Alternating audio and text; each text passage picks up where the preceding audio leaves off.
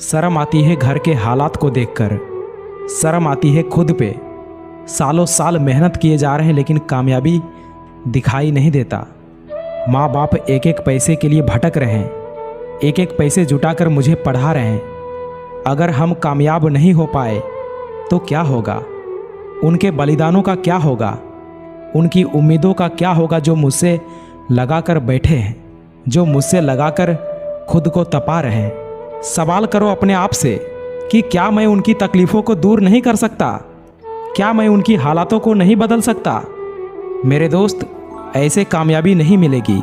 प्रण कर लो, ठान लो कि मुझे हर दिन 10 घंटे मेहनत करना है तो करना है। ये प्यार व्यार आशिकी का जो भूत चढ़ा है ना तुम पे, जब नाकामयाब हो जाओगे ना तब समझ आएगा कि ना तो प्यार रहा और ना ही करियर। और माँ बाप का जो सपना टूटा वो तो अलग ही। भाई कोई साथ नहीं देता, जिंदगी भर तुम्हारा साथ केवल माँ बाप और तुम्हारी कामयाबी देगा। यकीन नहीं होता ना तो इस कहानी को सुनो, तुम्हारी आंखें खुल जाएगी। राहुल नाम का एक लड़का जो बिहार की राजधानी पटना में कॉम्पिटिटिव एग्ज़ाम की तैयारी कर रहा था। माँ हाउसवाइफ और पिता मजदूरी करते थे। राहुल अपने पिता का एकलौता बेटा था। पिता पढ़े लिखे नहीं थे लेकिन अपने बच्चे को पढ़ा लिखा कर एक ऑफिसर बनाना चाहते थे। सपने बहुत बड़े थे।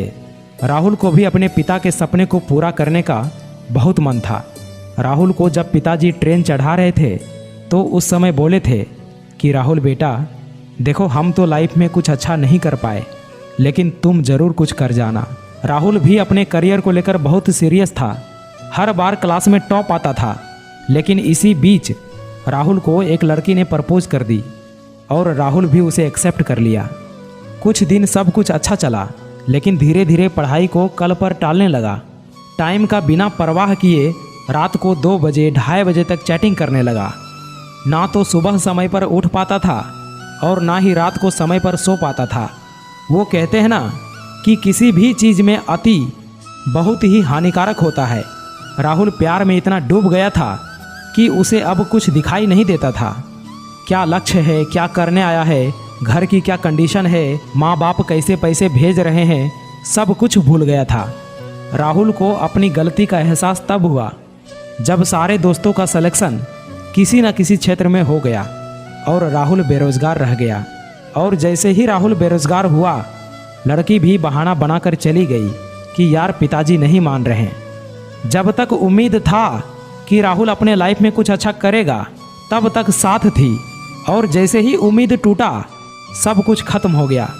लड़की तो चली गई लेकिन राहुल फूट फूट कर रोने लगा क्योंकि राहुल के पास ना ही प्यार बचा और ना ही करियर। और माता पिता का वो सपना भी चकनाचूर हो गया जिसके लिए मजदूरी करके पैसा भेजते थे। क्या आप भी यही चाहते हो कि मेरे साथ भी ऐसा हो? अगर नहीं तो मेहनत करो, पहले कामयाब हो जाओ, उसके बाद ही कुछ करना। क्योंकि 18 से 24 की उम्र एक ऐसी उम्र है जहां पर लोगों के करियर बनते भी हैं और बिगड़ते भी हैं। फ़र्क बस इतना है कि इस टाइम पीरियड में जिसने समय का सही इस्तेमाल किया वो जीत गया और जिसने भी नहीं किया वो हार गया।